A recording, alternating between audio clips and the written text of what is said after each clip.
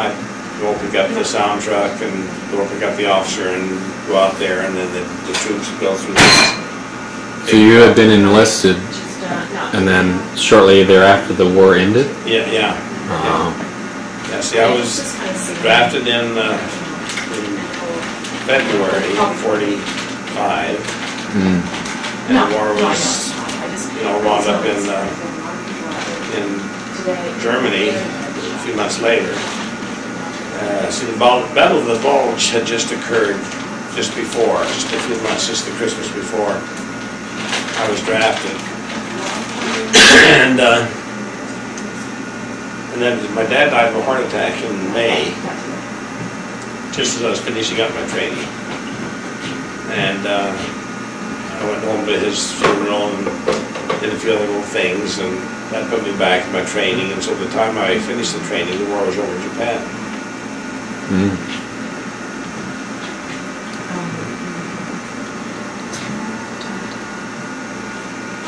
Not very much. They're so pretty, even because they're cute. They have the great colors and everything. Okay. So what did you say? I talked to Dave. So we're fine. We're going to do, of course. Talks to me. Doesn't talk to you. Yeah, well, he wants to. Okay. I told him probably about another 15-20 minutes, something like that. I was thinking maybe to talk about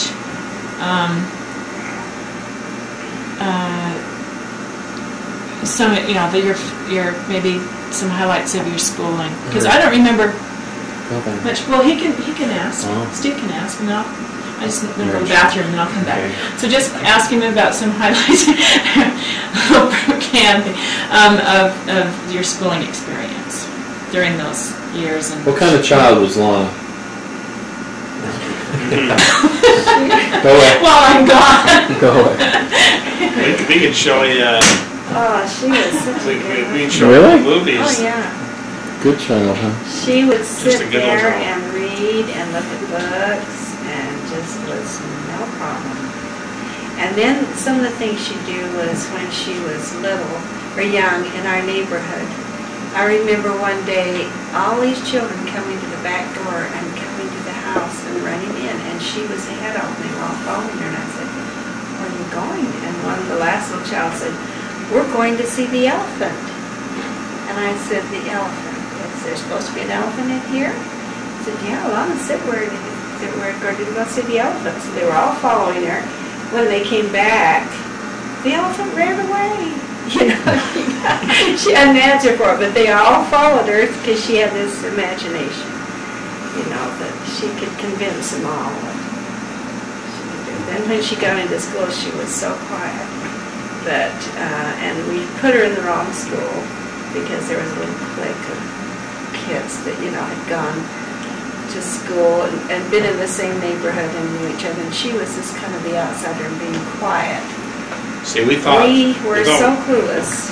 We thought we were doing her a favor by putting her in the college laboratory school. But the teacher, second grade teacher,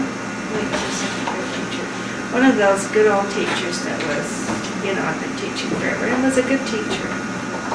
And she told me, she said, of all my students I've ever had, she said she has the best comprehension.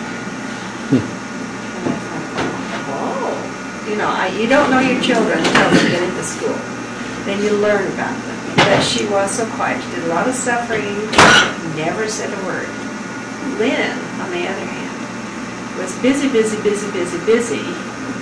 and told everything that ever occurred any place, any time. So they were totally different.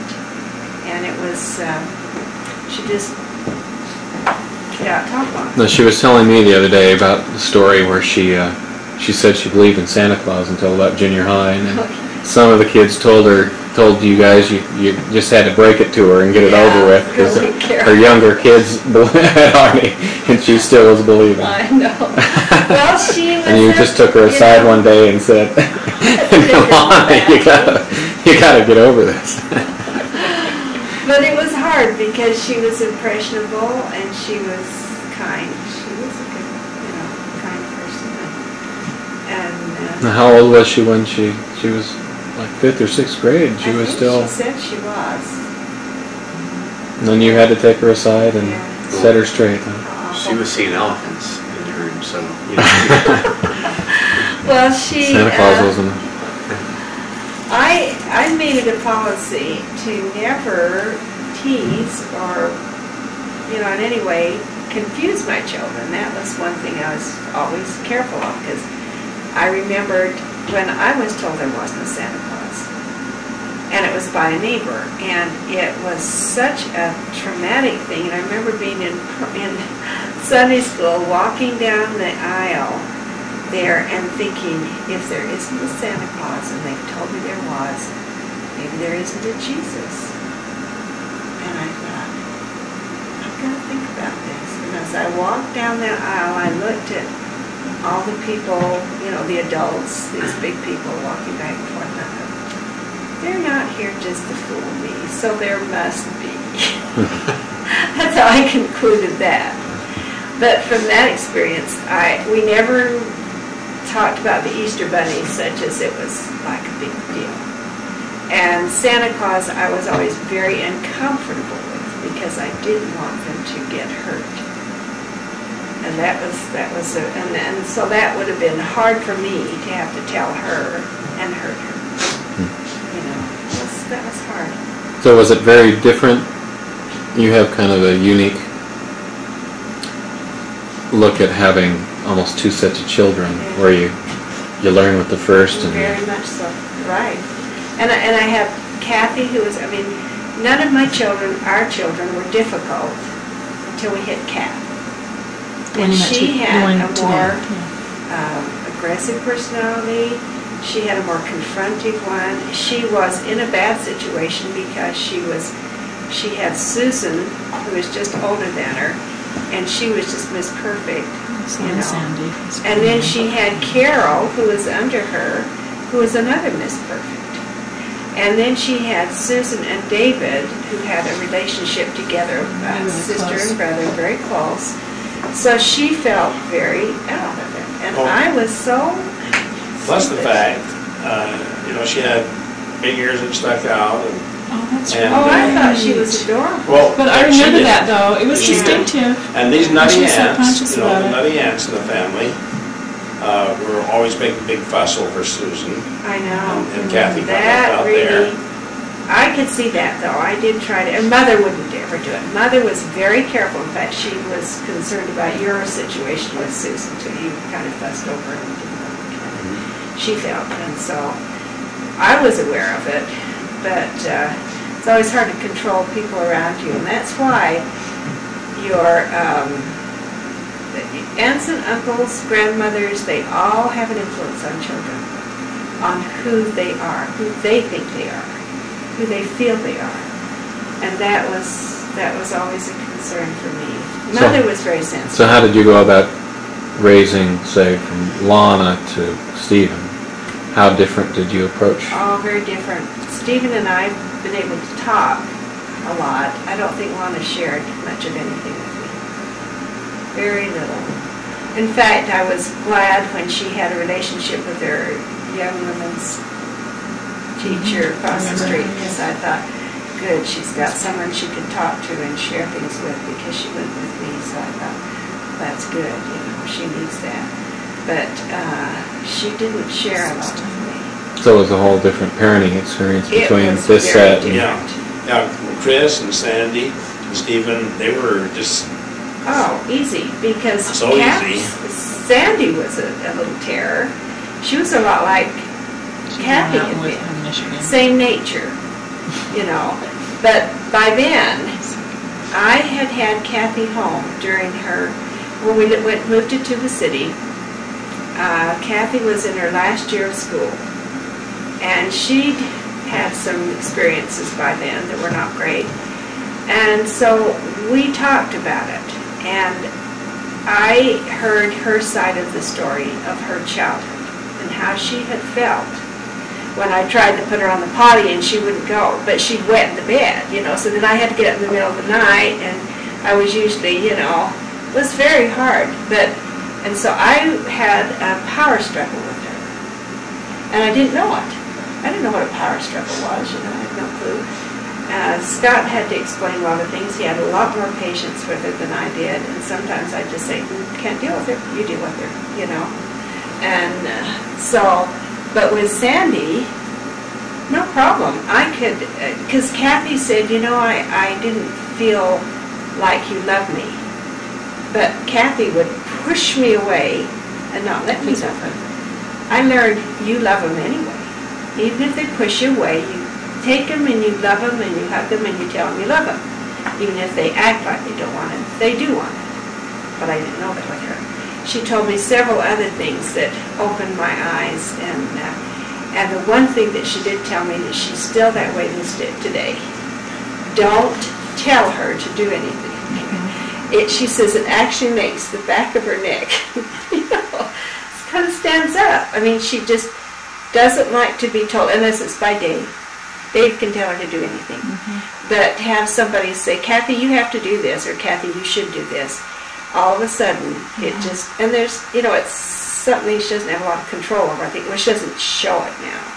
But it really rankled her. So here I was, pregnant with Stephen, to the city, and I needed all the help I could get, because by then it was the 11th, you know, and I was a little tired than usual, still had a lot of energy, but Stephen would, or David, Jim, would vacuum the floors for me, but I would never ask Kathy to do a thing.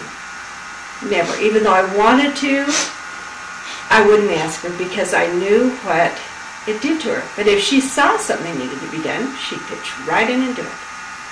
But she had to see it. I couldn't ask her. So that's how she doesn't remember that, but I do. It was a very eye-opening year for me. So by learning from her experiences and her hurts and, you know, the things that I did wrong with her, I did learn how to handle Sandy. And Sandy and I get along great, because Sandy would get up in the morning and say, okay, Mom, this is what we're going to do today. Sandy was in control, and I let her be. Didn't matter to me. That was fine. And so we related just fine, because she could be who she wanted to be, didn't bother me, no struggle, you know.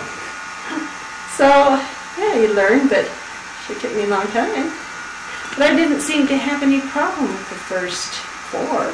Did they react to you the same way, as strong-willed, or did they, to the male voice, and did they bow to you, or?